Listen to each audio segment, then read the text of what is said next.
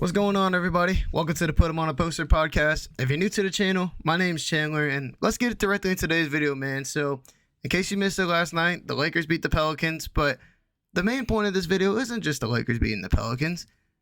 It's the Lakers in general. And don't sleep on this Lakers team. That's what I have to say. Do not sleep on this Lakers team. This Lakers team is nice, man. I'm telling you. I don't know what Rob Pelinka did. He must have had some dirt on Danny Ainge.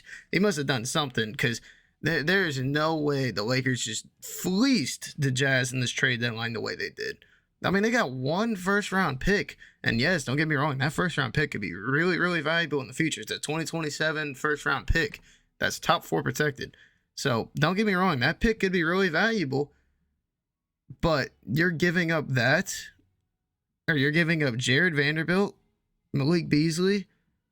Like, that is insane. And then Minnesota, yes, Mike Conley has worked out pretty solidly for Minnesota, but D'Angelo Russell from Minnesota has been huge for the Lakers ever since they came in. And just looking at stat moves for the stats of the new additions, I mean, Malik Beasley so far ever since he's been traded, he's been averaging about 12.5 points, 3.5 rebounds, and 1.5 assists for the Lakers. But here's the thing with him: 35% from three. Yesterday in that Pelicans game, he made 7 threes, and he made like 6 in the first half, which is just insane. I mean, he was incredible yesterday. Jared Vanderbilt, ever since coming over, has been averaging 7.5 points, 7.5 rebounds, pretty much 2 assists.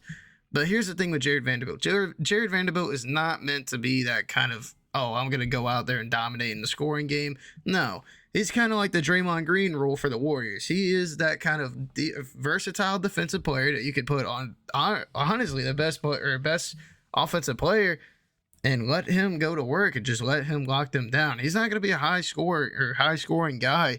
Don't get me wrong. He's had 4 double-digit points games ever since he's been traded to the Lakers.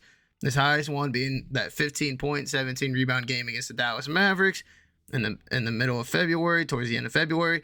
But he's not an amazing shooter necessarily, but that's not his role.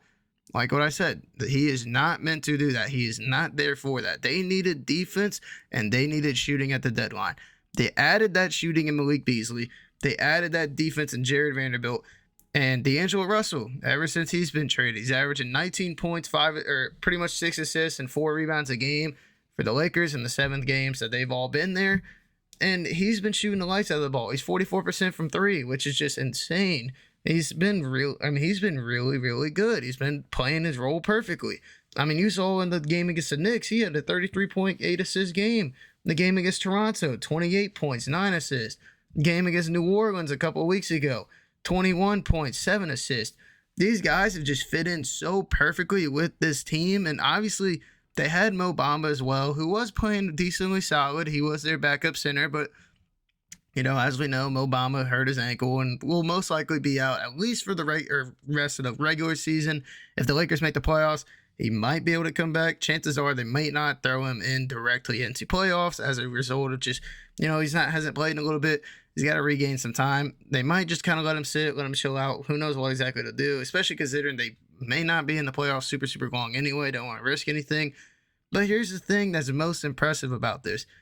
They've been without LeBron pretty much every single game since the trade deadline, which was February 9th. February 9th of 2023, that was the trade deadline. The Lakers have a 9-5 record since then. And they've been shooting the lights out of the ball. I mean, ever since then, they were shooting 35% from 3, which, I mean, if you look at that team beforehand, you can identify the biggest problems with the Lakers before Russell Westbrook got traded and all of these moves were made. They had no shooting. I mean, their backcourt was Russell Westbrook and Patrick Beverley. Like, you're not going to be an elite shooting team with that kind of backcourt. Your best shooter was arguably LeBron James or Austin Reeves. And speaking of Austin Reeves, he's been amazing since that trade deadline as well. He's been incredible. I mean, the stuff that he's been doing ever since LeBron's been out, it's been pretty impressive, man. I mean, he's been averaging almost 15 points per game. He's been really solid. And so just looking around at that team, obviously guys have taken a big step up. And obviously you're seeing a lot of guys that fit this system so much more better. Austin Reeves has been averaging about 13 points, 4 assists, 2 rebounds. But in his last while of games, he's been averaging 14, 13, 18, 17, 16, or 6, 9, 17. He's been taking a step up for the Lakers, and he's been filling a role perfectly. And Anthony Davis too, man. I mean, Anthony Davis, for at least like a week or so span, he was unguardable again. He was playing like what he was at the beginning of the season and carrying the Lakers to wins. He was doing the same exact thing. Obviously, he's had a couple of down games here and there. Like he had an 8-point stinker a couple nights ago. So obviously, you don't know what necessarily you're going to get from Anthony Davis. And speaking of which, they're on a back-to-back tonight. He's not playing against the Rockets, but a lot of the guys are playing against the Rockets. In my opinion, the Lakers organization's holding him out, which I don't understand. I think he should be playing, especially when you're fighting for that play-in spot and potentially trying to get a playoff spot. But I mean, I understand trying to play it safe because the last thing you need is him getting injured, and yeah, that would be a disaster. But looking at this Lakers team, man, I mean, they have been one of the better teams in the league ever since the trade deadline, and the shooting has drastically improved. I mean, they've had a game of 12 threes, 10 threes, 16 threes, 13 threes, 16 threes, 10 threes, 11 threes, 13 threes, 12 threes, 18 threes. They've had those many games, or all those games that I mentioned are games that they have had over double-digit threes made in. And most of those games have been wins. And you just look at what they've done. The fact they can shoot, or now they can shoot, has helped this Lakers team out a ton. And here's the thing, is they're still 9-5 without LeBron James. You're without arguably one of the best players, if not the best player in the NBA right now. And he's just sitting there. He's like, obviously he's hurt, yes, don't get me wrong. You got to wait on LeBron James to get healthy and all, but LeBron James hasn't even played and they've been this good. Wait till LeBron James comes back, dude. Because LeBron James is averaging like 28 points per game this season, 29, 30 points per game.